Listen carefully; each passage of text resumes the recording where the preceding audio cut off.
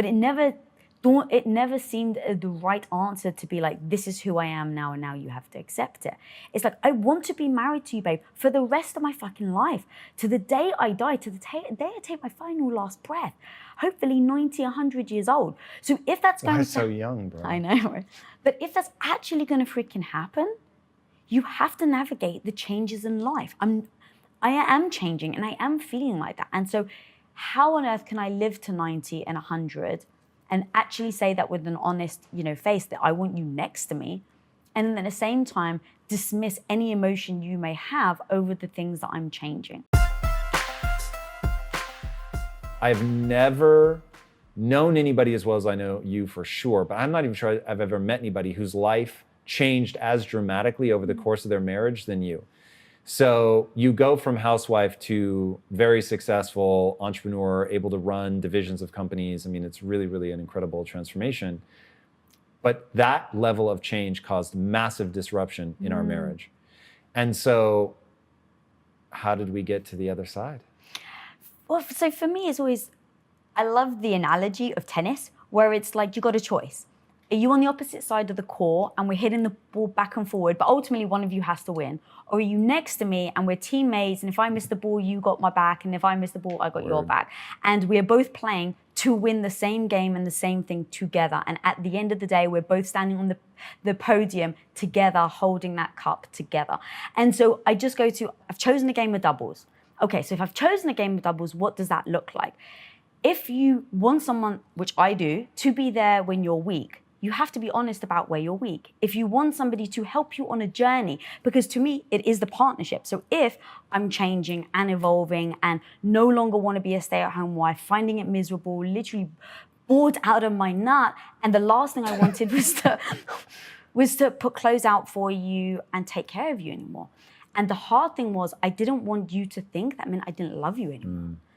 And so especially because, and this is interesting, we've never articulated this out loud, you would use that as an example of showing me that you love me.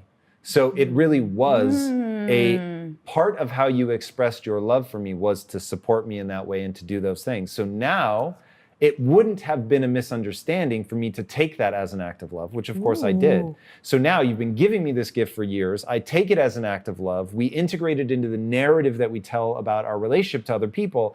Like, I would call you the CEO of Bilyeu Industries, which meant that you were facilitating my work career. And so all of those things gave you the ability to express love, made me feel loved, but now don't work anymore. At least on one side. It still worked for me. Yeah. That's true.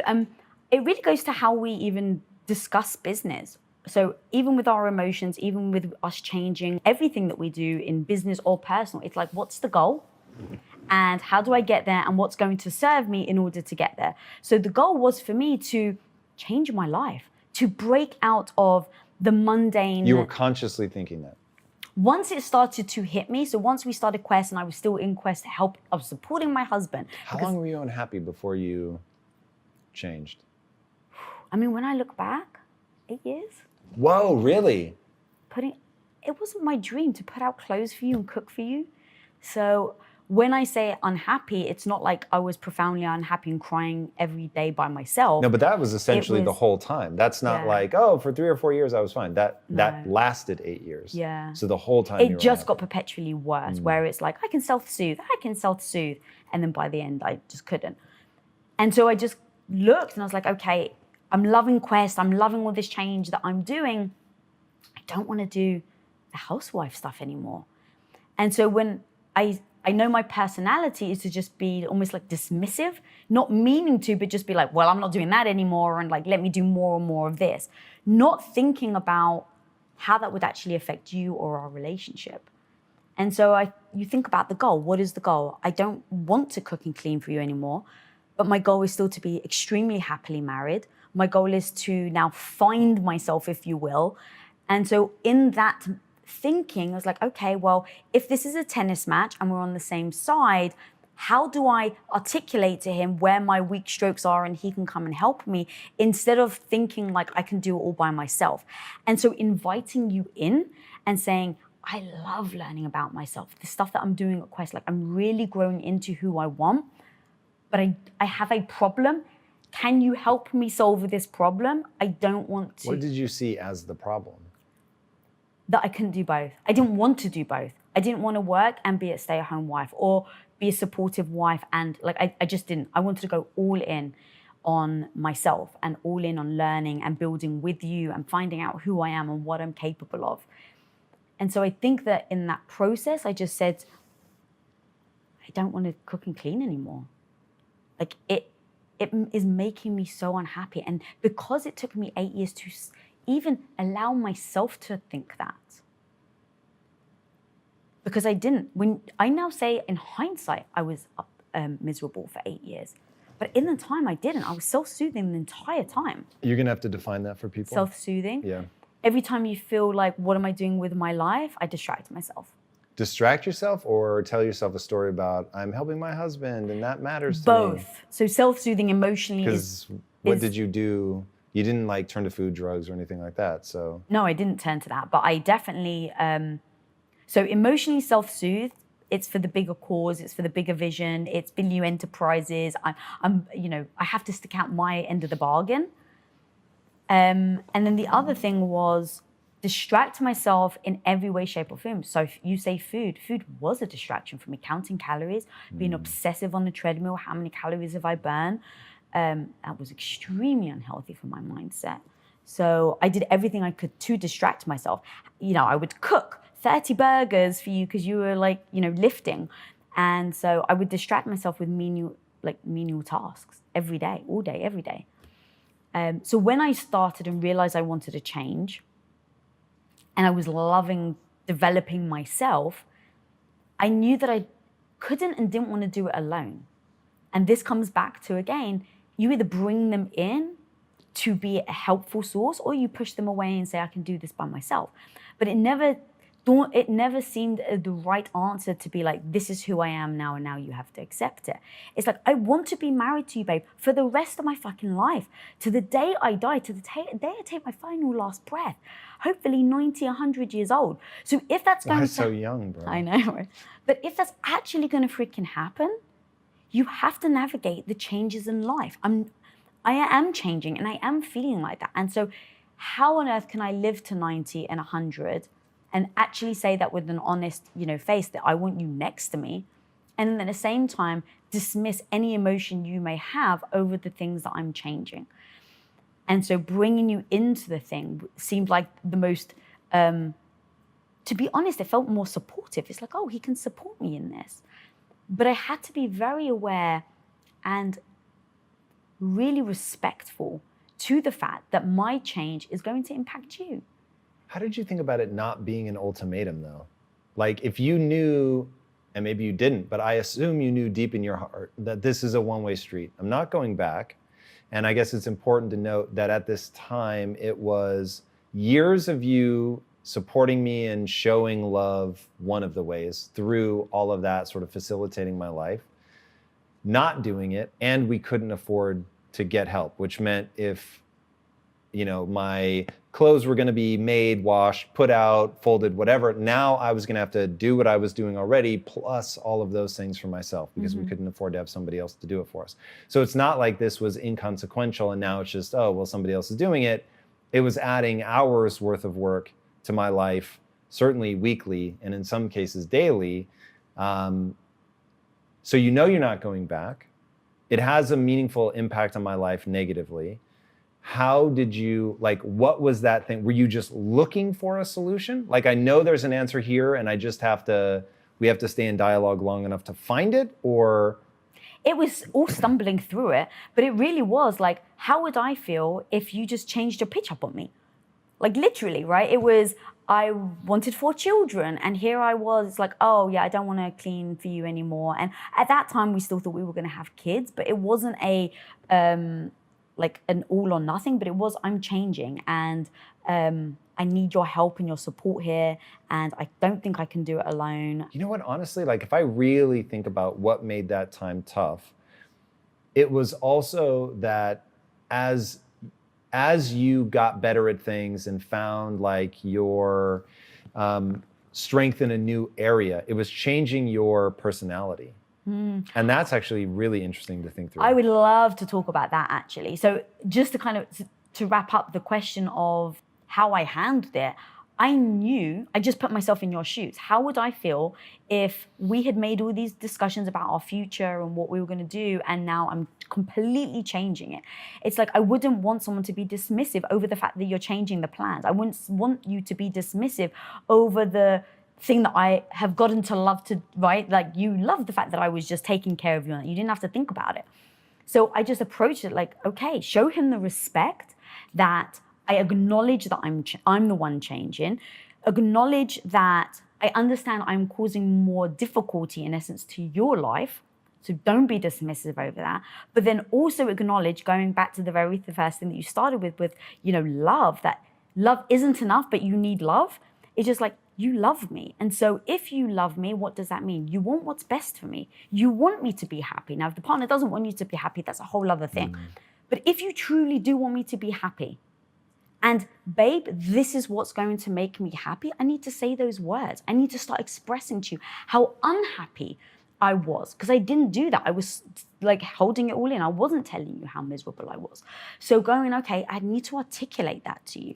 And as I was articulating, the last thing was, I need to give you the grace to feel like this isn't a great thing for you, and give you the grace to be like, I have to mourn, quote unquote, the wife you used to be, and then the wife that you're kind of letting go of. And I respected that so much, because I would want you to do the same for me. If, let's say, all of a sudden I married someone that's extremely ambitious, wants to build business, but if you turn to me tomorrow, babe, and you're like, you know what, I'm freaking tired of this shit, and I don't want to do anything, I actually just want to live a life of utter gluttonous, like I want to sit and eat ice cream and watch movies all day, and babe, that's what's going to make me happy. Like, I would want to be able to support that in you if you told me that's what made you happy. But at the same time, you are changing your pitch up on the type of person you are. So giving you the grace and then allowing you to mourn it. And then I joke about it, but it's kind of like I was weaning you off the drugs, or like weaning you off me being that type of wife. And so we made this agreement. I was like, all right, babe, like what I'll do is I'll cook maybe 5 days a week, and I won't cook on, for 2 days. And then for the next 3 days, I'm going to put your clothes out for work, but then I'm going to stop. And then in a week, I'm going to stop putting your gym clothes out, so that you're able to make this transition and feel like you're a part of it. And then the last thing, I think I already said this, but letting you know how happy I was. Like, I feel so fulfilled by this. Oh my God, I love my life. I've never thought I would feel like this, but I do. And as a partner who truly loves someone, even when it's worse for you, isn't that what you want in your partner, to be happy? And so we really talked about it, and we made the deal that we would always articulate and would communicate throughout the entire process, so that there were no signs that we were missing or things like that. Yeah, it was one of those things. As we were going through it, I was like, oh my God, this is how other people get themselves in trouble. And from my side of the coin, I was going to say from my side of the net, but that isn't. Well, I was going to say it because you primed me for it, but with that same idea of, okay, we're on the same team, we're on the same side here. And then I remember, because one of the harder things, like in retelling it, it's easy to focus on like the clothes and stuff, but to be honest, like that was a pretty you're sad to see it go. It was definitely a sort of love language thing. It was nice. But it wasn't like our marriage was built around, I go do these things and you take care of me. We had a very vibrant emotional life, a deep shared connection, a thriving sexual life. Like we had all those other things going for us. And, I had always considered you my equal. And so there was none of that like sort of 1950s shit. Like, I don't want people to think this was a cook and clean thing. Yeah, no. It wasn't that. We made this, literally, I want to just then state, we made this decision together. It was, we both wanted to make movies.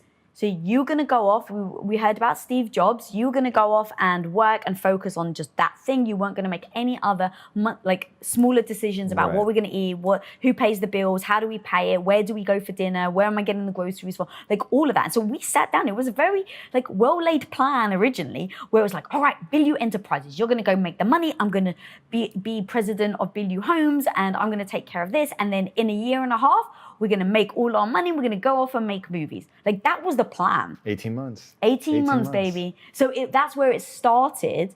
And then that turned into 8 years. So yeah, thank you for saying that. I don't want anyone to misinterpret that I was the 1950s wife. It was absolutely, we had the goal, we had the strategy.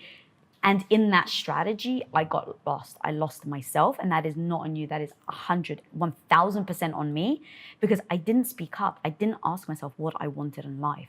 And then finally, when I did, you were so beautifully receptive to me becoming the woman I wanted to be. And if you think love is just enough to get through that shit, like that was hard. That was a lot of hard work. I don't think we've even gotten to the part that was really hard. So the part that was really hard is when you're watching, you get into a dance with your partner where you act one kind of way, I act another kind of way, and so it works, right? And then as you were getting into business and having to toughen up, there was a tough side to you that began to come out. And I remember having to say to you, like, you're getting hard. And and this is where where change gets interesting, right? Because you fall in love with somebody that you're really attracted to. You're attracted to them because they're a specific kind of way, whether it's they look a certain kind of way, they act a certain kind of way, all of it. And as that changes, then it's like, well, am I still attracted to this? Is this the kind of person that I would fall for? And so it's this really interesting dance of, okay, I've gotten together with you. You're becoming somebody that I don't think I would have married in the first place, but we're already in this. We've shared a life. My big joy is I want to share this life with you. I'm essentially, with my one life, running an experiment, which is, what does it look like to share a life with one person? And to me, that's the greatest joy of a human life, is it's the one thing you can never make up, right? So part of the reason I always told you, don't ever worry that you're going to get old and you're going to age and one day you're not going to be young and hot, because what this is for me is about sharing a life with somebody, and all the good, the bad, and everything in between. And so you're changing. I'm running this experiment of, what does it look like if you stay together no matter what? Not no matter what, but within certain confines that probably is outside the scope of this discussion, unless we have 18 hours.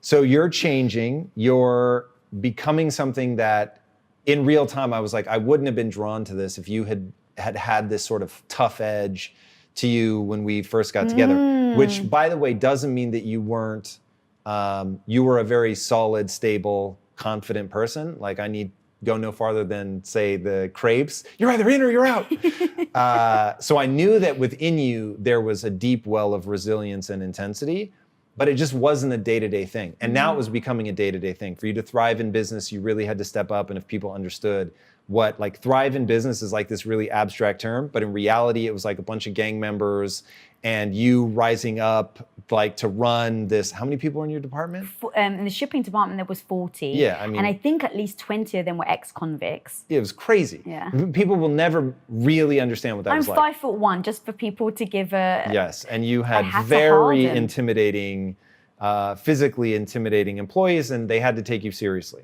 So for you to become that kind of person, it's not just developing a big bark.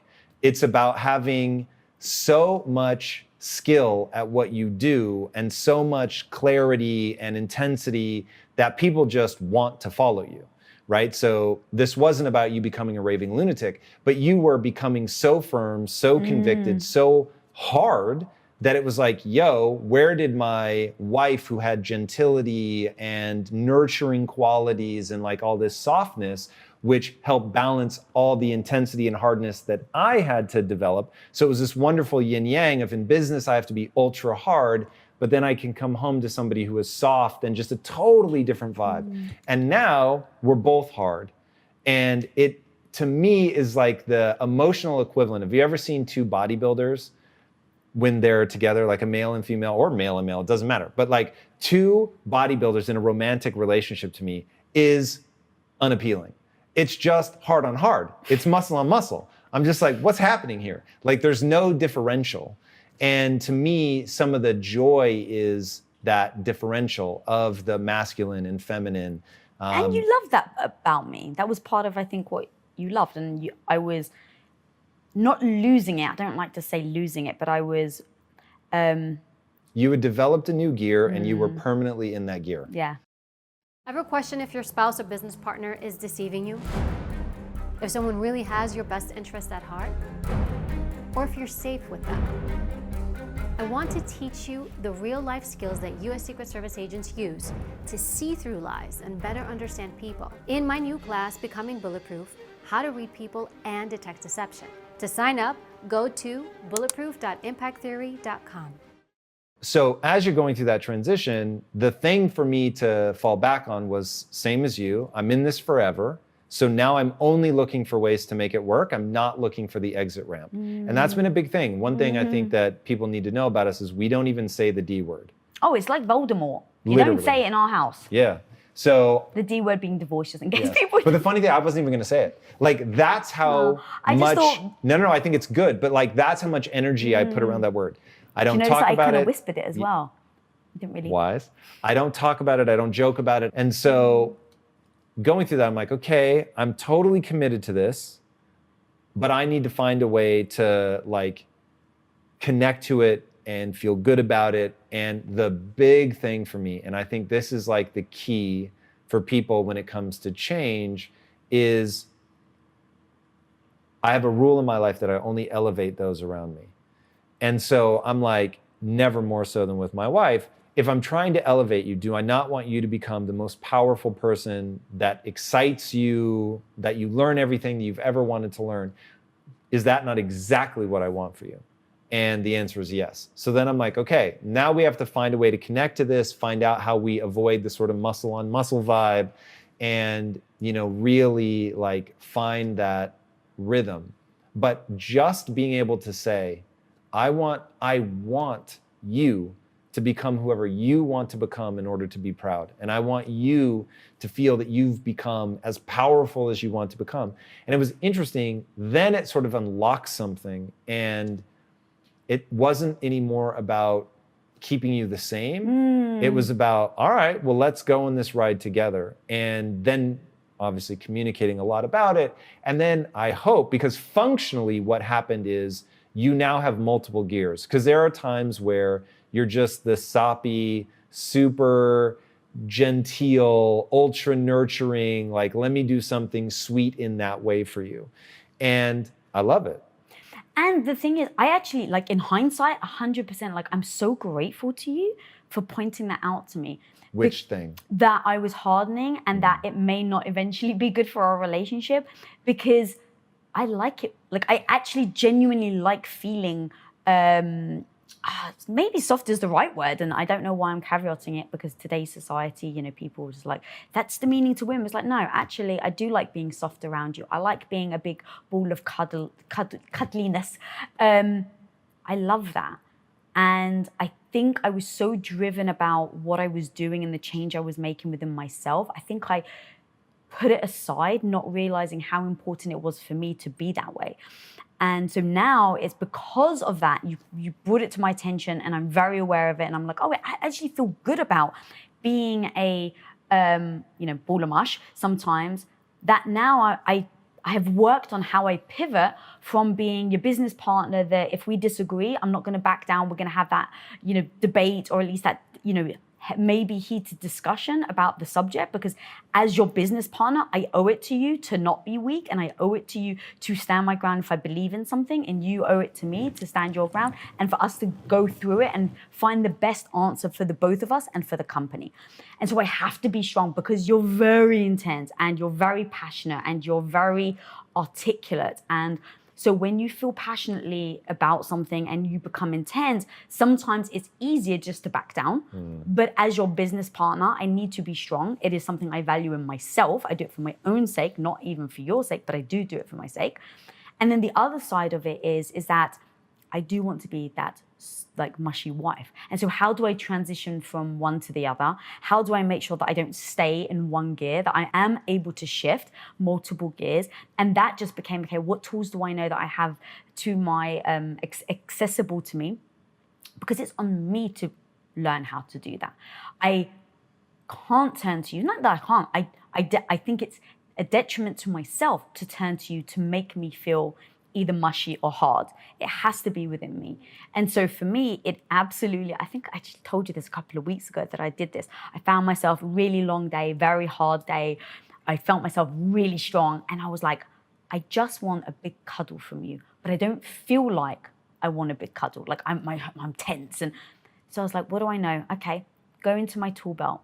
So my tool belt is clothes, makeup, hair, jewelry, music, all of these things to make me feel a certain way.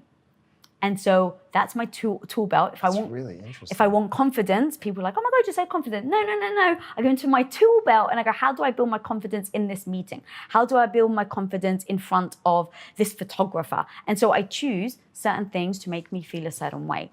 And so with you, a couple of weeks ago, I'd had such a hard day. I wanted the cuddle, but I didn't really want it, but I knew it was good for me.